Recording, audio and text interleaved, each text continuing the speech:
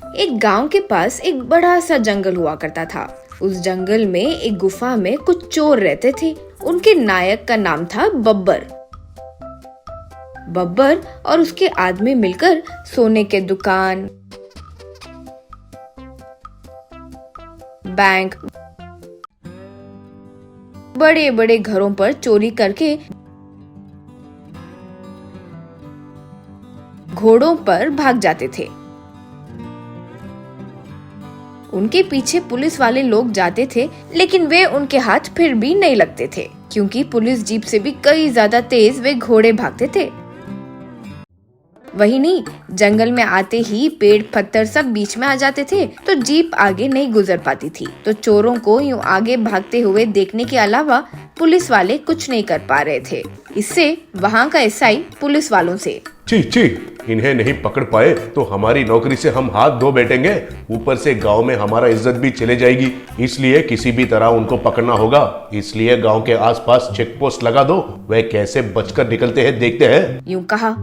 इस तरह गांव से बाहर निकलने वाले सारे रास्तों पर चेक पोस्ट लगा दिया गया था। चेक पोस्ट लगाकर आने जाने वालों की तलाशी करने लगे। इससे कुछ दिनों तक चोरी कम हो गई थी। उसी गांव में पंकज नाम का एक आदमी एक मंडी पर रोस्टेड स्टफ्ड चिकन तैयार करता था। यानी चिकन के अंदर अलग अलग किस्म के सब्जी डालकर, मसाला डालकर उसे अच्छे से पकाता था। उसे खाने बहुत सारे लोग आते थे। एक एक आदमी फुल चिकन प्लेट खा जाते थे। एक दिन चेक पोस्ट पर एक डिलीवरी बॉय बाइक पर आया। एसआई उसे रोककर, कौन हो भाई तुम, कहाँ जा रहे हो? यूं पूछा। तब वो, सर, देखने से पता नहीं चल रहा है क्या? मैं फूड डिलीवरी बॉय हूँ सर। पड़ोसी गांव में फूड डिलीवरी है तो देने जा रहा हूँ सर। यूं कहा। तब एसआई, ओह, हमारा गांव अच्छा डेवलप हो गया है। वैसे क्या फूड है? यूं पूछा। तब वो, अरे वही, हमारा गांव में पंकज जी का बनाया रोस्टेड स्टफ्ड चिकन 2 प्लेट्स का ऑर्डर आया है। मैं उनके पास काम करने वाला डिलीवरी बॉय हूँ। यूं कहा। एसआई, ओहो, पंकज जी का चिकन, हाँ बहुत अच्छा रहता है भाई वो। उसे भी व्यापार कैसे बढ़ाते हैं, लगता है अच्छे से आता है, इसलिए तुम्हें रखा होगा। ठीक है, तुम जाओ। यूं कहा वो वहां से निकल गया। फिर वो रोज ऐसे चेक पोस्ट पर आना, एसआई उससे बात करना, उसका जाना, ये सब होने लगा। एक दिन एसआई अपने परिवार के साथ पंकज के बंडी के पास आया। एसआई, पंकज भाई, मेरा पूरा परिवार आपके बनाया चिकन का बड़े फैंस है, इसलिए आज यहाँ लेकर आया हूँ। हमें 4 प्लेट्स दो। यूं कहा तो पंकज खुशी से उन्हें दिया।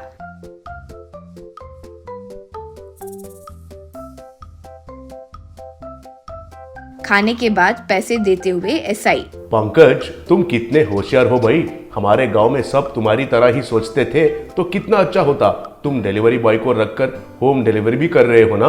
शाबाश शाबाश। यूं कहा तो पंकज, आप क्या बात कर रहे हैं समझ नहीं आया सर। मुझे यही व्यापार चलाना बहुत मुश्किल हो रहा है। अब उसके ऊपर होम डिलीवरी कहाँ से करूँगा? हमारे पास होम डिलीवरी बॉय कोई नहीं है साहब। यूं कहा। तब एसआई दंग रह गया।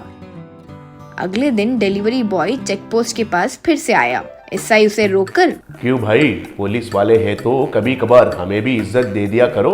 रोज इसी रास्ते से घूमते रहते हो तो हमें भी कुछ ना कुछ दोगे क्या? यूं कहा। तब वो, सोचा था सर, सोचा ही था कि अब तक क्यों नहीं पूछे। आपके बारे में बिना सोचे थोड़ी रहूंगा सर। बताइए आपको कितना चाहिए? एसआई, पैसे नहीं चाहिए भाई, एक रोस्टेड चिकन दे दो।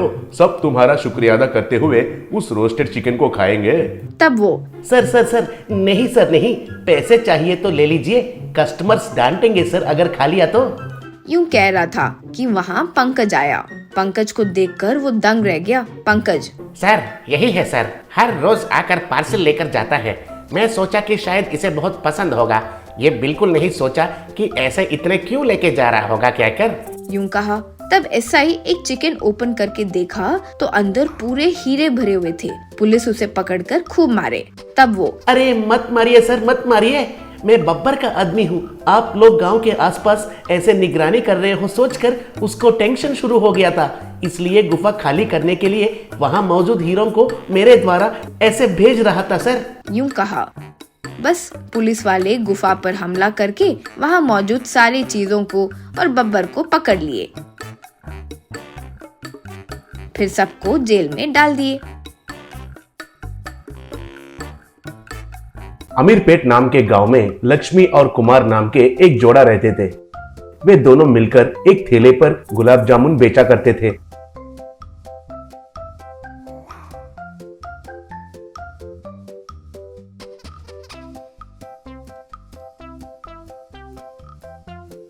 वो भी केवल 1 रुपए में एक गुलाब जामुन देते थे, इसलिए ज्यादा गरीब लोग वहां पर आकर खाते थे। उनको ज्यादा फायदा न आने से भी जितना कमाते थे उसमें ही बहुत संतुष्टि से रहते थे।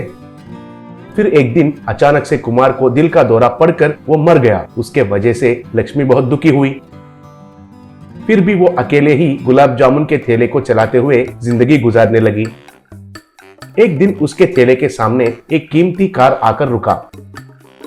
उसमें से सूट बूट पहनने वाला एक आदमी उसके पास गया।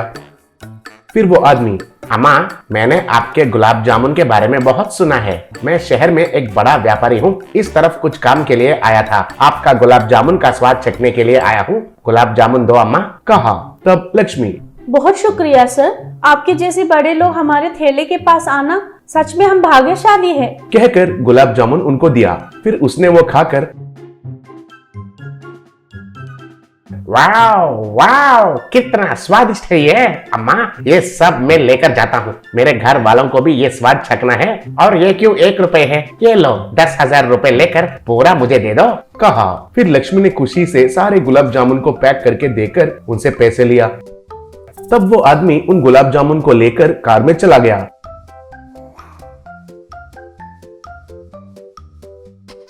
फिर वैसे ही वो कभी कभी वहां आकर उनको पैसे देकर गुलाब जामुन लेकर जाने लगा। लक्ष्मी भी पैसे आ रहा है कहकर बहुत खुश हुई। एक दिन कुछ पुलिस कांस्टेबल लोग उसके ठेले के पास आए। तब एक कांस्टेबल, लक्ष्मी जी, कल हमारा एसआई साहब का जन्मदिन है।